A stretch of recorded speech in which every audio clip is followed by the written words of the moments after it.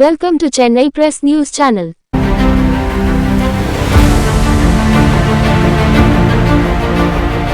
வணக்கம்.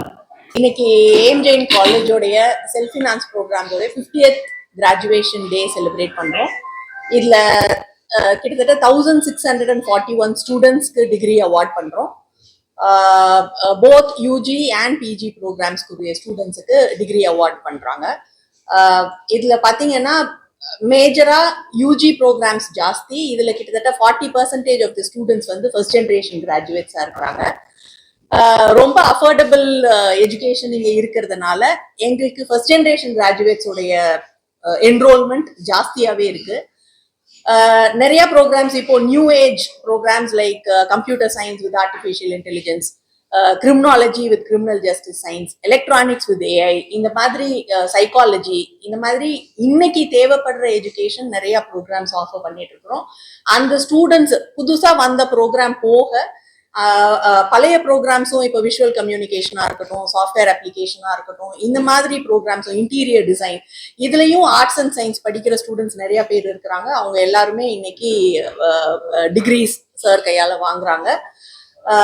இதுல முக்கியமா சொல்லணும்னா 3 ஸ்டூடெண்ட்ஸ் யூனிவர்சிட்டி ஃபர்ஸ்ட் ரேங்க் வாங்கியிருக்கிறாங்க.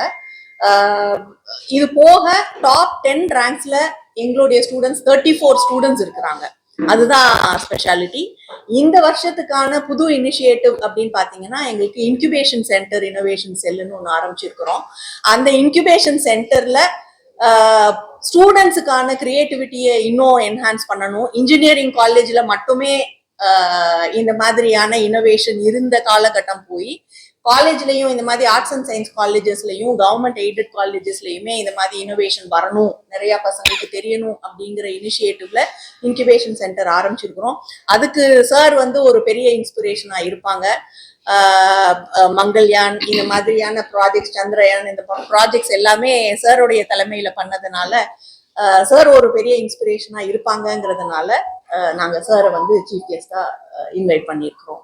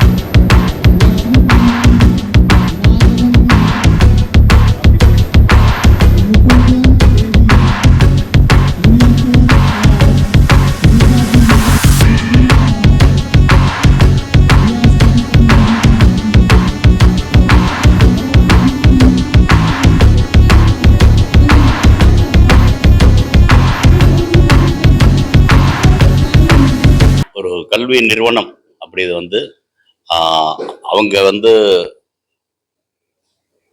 என்னுடைய நிறுவனர் பார்த்தீங்கன்னா அவர் எனக்கு இருந்து 7ஆம் வகுப்பு தான் படித்தார் அப்படின்னாங்க. ஆனால் அவர் 7ஆம் வகுப்பு படிச்சிருந்தாலும் கூட இப்போ ஒரு பெரிய இந்த ஒரு ஸ்தாபனமாக இந்த உருவாக்கி இங்கே நிறைய பேருக்கு கல்வி புகட்டினதை தாண்டி அதில் இங்கே முன்னால் படித்த மாணவர்கள் அப்படிங்க பார்த்தீங்கன்னா அந்த வரிசை பெரிய வரிசையாக இருக்கு. அதில் நிறைய பேர் வந்து இந்திய அளவில் இல்லை, சர்வதேச அளவில் கூட இந்தியாவினுடைய முகவரியை தெரிய அளவு கூட கொடுத்துட்டு போயிருக்காங்க.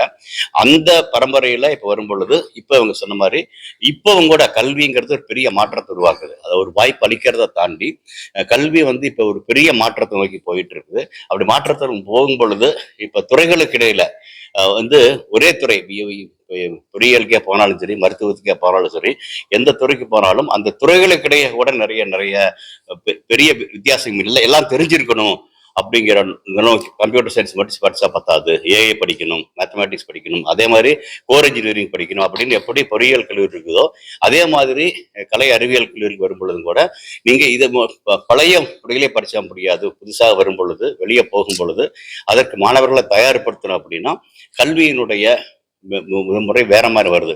அதாவது என்னத்தை கத்துக்கிட்டு நம்ம போறோமோ அதே ஒரு காலத்துல அதை வச்சுட்டே நம்ம 25-30 வருஷம் நம்ம பணிபுரிஞ்சு நம்ம பணியிடம் கூட வாழ்ந்துடலாம். இப்ப அப்படி இல்லவே இல்லை.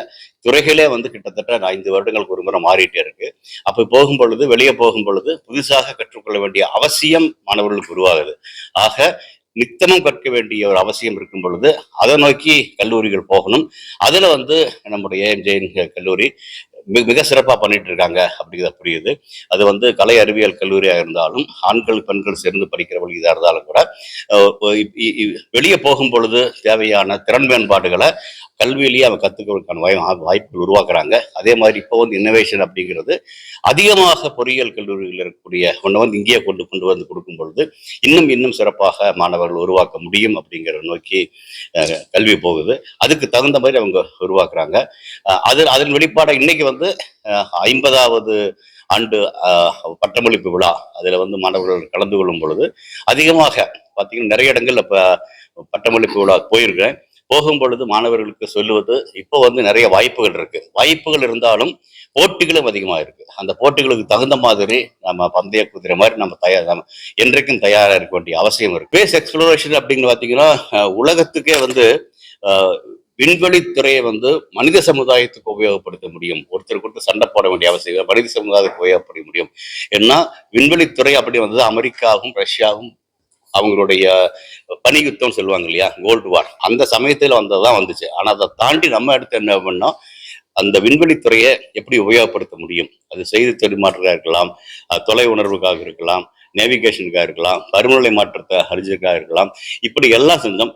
நிலவுக்கும் செவ்வாய்க்கும் போவது ஒரு சிறு பண்ணிதான். அதை தவிர நானே பார்த்தீங்கன்னா என்னுடைய பெயர் சந்திரயான் மங்கள்யான் தெரிஞ்சிருக்கலாம். ஆனா அதை தாண்டி 60 கலங்கள் செஞ்சிருக்கேன். இது எல்லாமே வந்து விவசாயிக்கும் மீனவர்களுக்கும் எல்லையில் இருக்கக்கூடிய நம்முடைய சகோதரர்களை அவங்களுக்கு தேவையான செய்திகள் சொல்வதற்கும் உலகளாவில் பார்த்தீங்கன்னா அதிகமான செய்தி கூடங்கள் இருக்கக்கூடிய ஒரு நிலமாக இந்தியா இருக்குது அப்படின்னா அதற்கு நம்முடைய செயற்கைக்கோள்கள் தான் உதவி இருக்குது.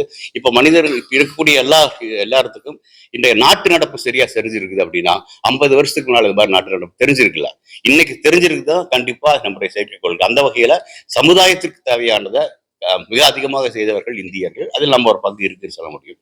இதை தாண்டி இனிமேல் நிலவுக்கு போகிறது கூட மற்றவங்க எல்லாம் நிலவுக்கு போனது போட்டிக்கு போனாங்க. நம்ம அப்படி இல்லை, நிலவை முழுதாக அறிந்து கொள்வதற்காக போனோம். அந்த அறிந்து கொள்வது இயற்கையா வந்தது நிலவில் நீர் இருக்குன்னு சொன்னோம். எப்படி தீ அப்படிங்கிறது முக்கியமோ அதே மாதிரி திரும்ப நீர் அப்படிங்கிறது முக்கியம். எந்த அந்த நீர் வந்து நீரை ஆதாரமாக வைத்து வரக்கூடிய சக்திகள் உருவாக்கணும்னா அது வந்து நம்ம உலகத்துக்கு வந்து மனித குலத்திற்கு பாதிப்பு இல்லாத உருவாக்க முடியும். அதை நோக்கி தான் நம்ம பயணிக்கிறோம். இப்ப கிட்டத்தட்ட 50 வருடங்களாக நிலவை பற்றி கவனிக்காமல் இருந்த அமெரிக்கா இப்ப திரும்ப நிலவுக்கு போகுது. அதுவும் நாம் சொன்ன தென் துருவத்துக்கு போகுது அப்படின்னா அதற்கான வழியமைத்தவர்கள் நாம. சரியா புரிஞ்சுக்கணும். ஆனா இந்த வழியமைத்த நாம வந்து அடுத்த நிலவில் குடியமைப்பு வரும் பொழுது அதில் இந்தியர்களுக்கும் உரிமை உண்டு அப்படிங்கிற வகையில போகும் பொழுது இன்னைக்கு அமெரிக்காவுக்கு போறதுக்கு விசா கேட்கலாம். ஆனா நாளைக்கு என்னுடைய அடுத்த தலைமுறை நிலவுக்கு போகும் பொழுது இந்தியர்களுக்கு யாரும் விசா கொடுக்க வேண்டிய அவசியம் இல்லை நோக்கி போகும். இது வந்து அறிவியல் ரீதியாகவும் தொழில்நுட்ப ரீதியாகவும் இந்தியர்களை வந்து ஒரு உயர்ந்த தளத்துக்கு கொண்டு வர உதவும்னு நினைக்கிறேன்.